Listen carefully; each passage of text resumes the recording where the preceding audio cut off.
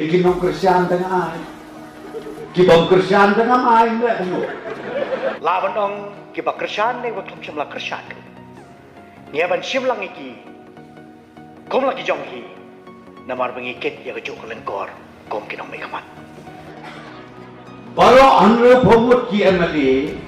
Kane ka scheme ka babolsin ni ay ya kisimet kilong ying kilong sen. Kakum gajing ibit UMLA.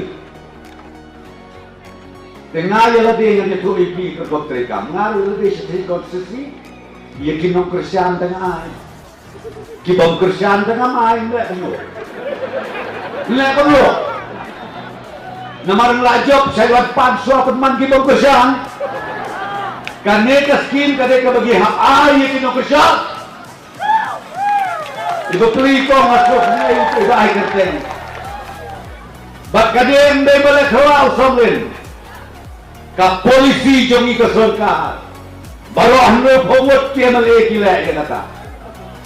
Gali 2% yung bipiro kung parang ba ulti pa ay. Ngangay bangi kom ki ar kunay ngot.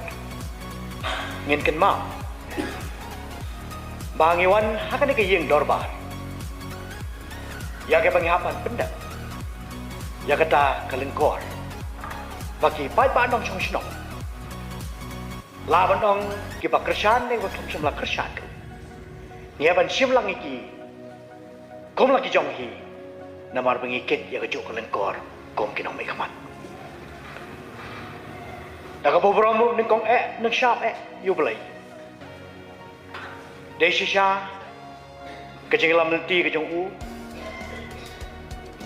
Ya kaba nagaliang kajong Nasengaw wala na rengkat. Kung mga jupan pao na duka sengi. Kabang lasyam yung haray. Nakabanta panyale dengan election yang isi. Paci siya wala na rengkat ro duka sengi. Kabangin layo yung kajing jawab. Ngani ka por. Ngan siyemro ya ngani ka kajing turwa.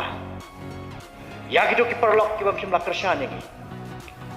Bawat nom so jengay man. Ba pinumbo ker komperkat. Ba pinang bo umday ujongi. Kata ker komperkat adai ban pulkut panwai no. Namar kumong man de. Kum ginong may kaman. Ngikit ya kelengkor nang belagi lang kasalah. Nagaliang kajong ako museum nga kwa ban penpaw pacu barok di pradekot